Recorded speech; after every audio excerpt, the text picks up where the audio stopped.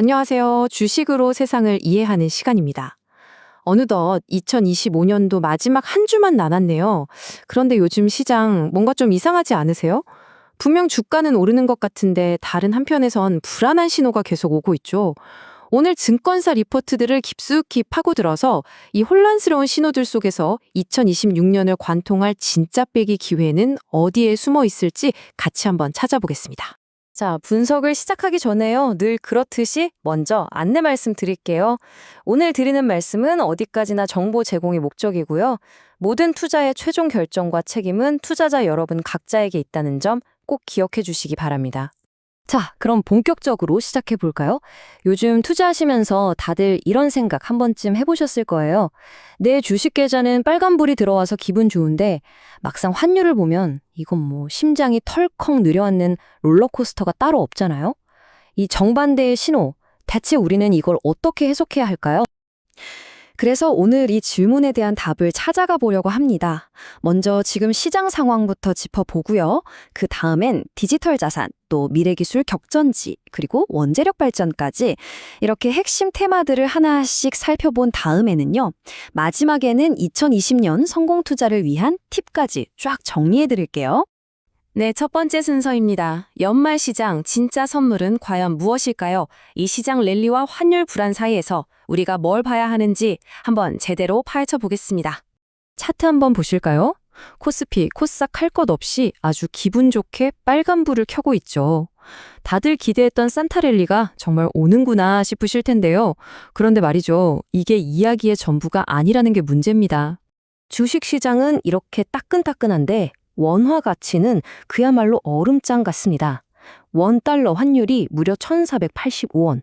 이 숫자가 왜 중요하냐면요. 정부가 여기까지가 끝이다, 더 이상은 못 봐준다 하고 시장에 선을 그은 일종의 마지노선 같은 숫자거든요. 상황이 이렇다 보니 정부도 가만히 있을 수 없었겠죠. 그래서 정말 강력한 카드를 하나 꺼내들었습니다. 이름하여 국내 시장 복귀 계좌. 쉽게 말해서 해외 주식 팔아서 그 돈으로 국내 주식 사면 골치 아팠던 양도소득세, 그거 싹 다 면제해 주겠다는 거예요. 이거 정말 파격적이죠? 환율도 잡고 우리 증시도 살리고 두 마리 토끼를 한 번에 잡겠다는 정부의 아주 강한 의지가 엿보이는 대목입니다. 자, 이렇게 거시경제, 그러니까 큰 그림을 한번 봤으니까요.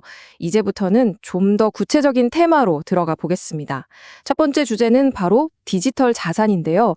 이제는 투기가 아니라 인프라로 봐야 한다는 겁니다. 바로 이 화면이 오늘 디지털 자산 이야기의 핵심이에요. 잘 보세요. 예전에는 이 코인 오를까? 저 코인 오를까? 하면서 가격만 쳐다봤잖아요. 그런데 이제 진짜 똑똑한 돈은요. 앞으로 금융 시스템의 도로, 항만 같은 인프라가 될 기술이 뭘까? 이걸 보고 있다는 거죠. 그야말로 묻지마 투기에서 진짜 가치를 보는 투자로 게임의 룰이 바뀌고 있는 겁니다.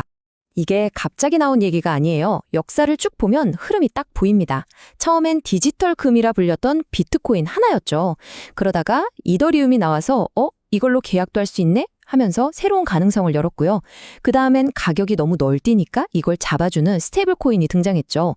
그리고 지금은요. 리플처럼 아예 국가 간 송금 시스템에 쓰이는 진짜 금융 인프라 그 자체가 되고 있는 거예요. 보세요. 단순한 자산에서 점점 복잡하고 거대한 금융 시스템으로 진화하는 이 방향성. 이건 이제 거스를 수 없는 흐름이 된 거죠. 자, 다음 테마로 넘어가 볼까요? 바로 미래 기술의 격전지입니다. 증권사 애널리스트들이 앞으로 우리 세상을 바꿀 분야로 딱 짚은 세 가지, 바로 우주, AI, 그리고 주택입니다. 여기서 제가 정말 재밌는 얘기를 하나 해드릴게요. 시장이 처음에 완전히 잘못 짚었던 부분이에요. 최근에 스페이스X 하면 다들 미래에셋 벤처 투자 얘기만 했잖아요. 주가도 엄청 올랐고요. 그런데 진짜 찐 수혜주는 따로 있었습니다. 바로 모 회사인 미래에셋 증권이에요. 벤처 투자가 40억 넣을 때 증권은 무려 2,800억 원을 넣었어요. 규모가 다르죠? 나중에 스페이스X가 상장하면 이 대박의 주인공은 누가 될까요? 답은 명확합니다. 그럼 우리냐 AI 시장은 어떨까요? 네이버, 카카오, 다들 열심히 AI 에이전트 만들고 있죠? 사실 기술력만 보면 글로벌 빅테크 따라갈 수 있겠어? 하는 걱정도 있어요. 근데요, 이들에겐 진짜 강력한 무기가 하나 있습니다. 바로 실행력이에요. 그냥 똑똑하게 대답만 하는 AI가 아니라 우리 카톡으로, 네이버 앱으로 실제로 예약해줘, 이거 주문해줘 하면 바로 실행해주는 능력. 이건 구글이나 오픈 AI가 쉽게 따라할 수 없는 우리만의 강력한 무기인 거죠. 자, 다음은 집 짓는 방식을 완전히 바꿔놓을 레고 블록식 주택, 바로 모듈러 주택입니다. 요즘 건설 현장 가보면 사람 구하기도 힘들고 인건비도 너무 비싸잖아요. 이 문제를 해결할 대안으로 떠오르는 거예요. 핵심은 간단해요. 공장에서 방, 거실, 화장실을 미리 다 만들어서 현장에서는 그냥 조립만 하는 거죠. 이러니까 공사 기간도 확 줄고 훨씬 안전해지는 거고요. 그럼 이 시장에서 누가 제일 잘 나가냐? 바로 NRB라는 회사입니다. 이 회사는 이미 학교 짓는 걸로는 시장의 30% 이상을 장악해서 실력을 인정받았어요. 그리고 이제는 그 기술로 아파트 같은 고층 주택 시장, 즉 훨씬 더 큰 판으로 뛰어들고 있는 거죠. 특히 정부에서 주택 공급을 늘리겠다고 하니까 2028년이면 이 시장이 1조 원까지 커진다고 하네요. 그 중심에 NRB가 있는 겁니다. 자, 드디어 마지막 메가 트렌드입니다. 이건 정말 거의 50년 만에 돌아온 거대한 기회라고 할 수 있는데요. 바로 원자력 발전의 화려한 귀환입니다. 하나증권 리포트에 이런 말이 나옵니다. 두산 에너빌리티는 원전 산업의 TSMC다. 와, 이 한 문장이 사실 모든 걸 설명해 주죠. 우리가 스마트폰 만들 때 TSMC 없으면 안 되잖아요. 똑같아요. 원자력 발전소 지을 때 두산 에너빌리티가 만드는 이 핵심 부품이 없으면 아예 시작을 못 한다는 거예요. 전 세계에서 아무도 이걸 대체할 수 없는 그야말로 독보적인 존재라는 뜻이죠. 그리고 이게 그냥 하는 말이 아니라는 게 최근에 증명됐습니다. 바로 체코 원전 계약에서요. 시장에서는 한 3조 9천억 원쯤 받겠지 하고 예상했는데 막상 계약서에 도장 찍은 금액을 보니까 세상에 5조 6천억 원이었던 거예요. 예상을 그냥 훌쩍 뛰어넘어 버렸죠. 예상보다 무려 44%나 더 받은 겁니다. 이 44%라는 숫자가 오늘 이야기에서 정말 중요합니다. 왜냐하면 이건 단순히 이번 계약 대박났네? 하는 차원의 얘기가 아니거든요.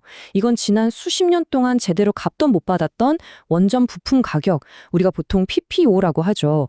이 PPO가 드디어 오르기 시작했다는 거대한 사이클의 시작을 알리는 신호탄인 겁니다. 옛날에 조선업이 그랬던 것처럼요.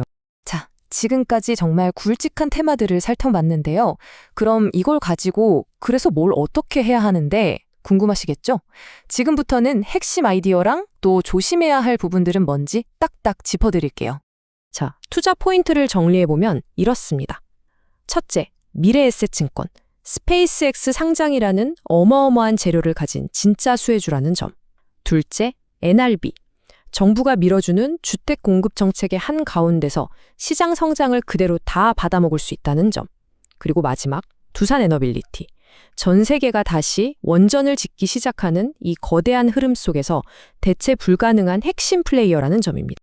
하지만 여러분, 투자라는 게 항상 좋은 점만 볼 수는 없겠죠? 반드시 체크해야 할 리스크도 있습니다. 미래에셋증권은 아직 해결되지 않은 해외 부동산 문제가 발목을 잡을 수 있고요. NRHB는 내년 1월 말에 상장 전에 투자했던 주식들이 시장에 풀릴 수 있어요. 주가에 부담이 될 수 있으니 이 날짜는 꼭 기억해 두셔야 합니다.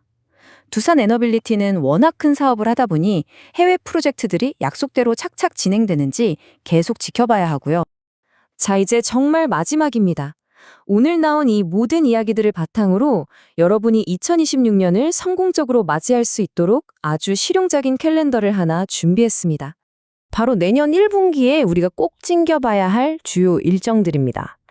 1월 초에는 CES에서 올해 기술 트렌드가 뭔지 쫙 훑어보고요. 바로 이어서 JP모건 헬스케어 컨퍼런스에서 바이오 주식들의 향방을 가능해야겠죠. 3월은 더 중요합니다. 중국이 올해 경제를 어떻게 이끌어갈지 발표하는 양회가 있고요.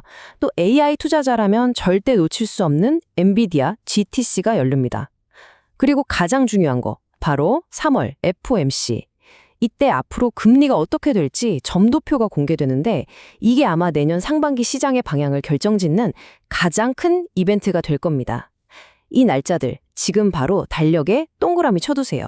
오늘 쭉 보셔서 아시겠지만 이제 시장의 판이 바뀌고 있습니다. 그냥 뜬구름 잡는 기대감만으로는 안 돼요. 진짜 돈이 되는 가치, 미래의 기반이 될 인프라에 돈이 몰리는 시대로 가고 있습니다. 자, 이 거대한 변화의 물결 앞에서 여러분의 투자 나침반은 지금 어디를 향하고 있습니까? 오늘 준비한 이야기가 여러분의 투자에 작은 도움이 되었으면 좋겠습니다. 더 깊이 있는 분석을 원하신다면 구독과 좋아요 잊지 마시고요. 이상 주식으로 세상 이해하기였습니다.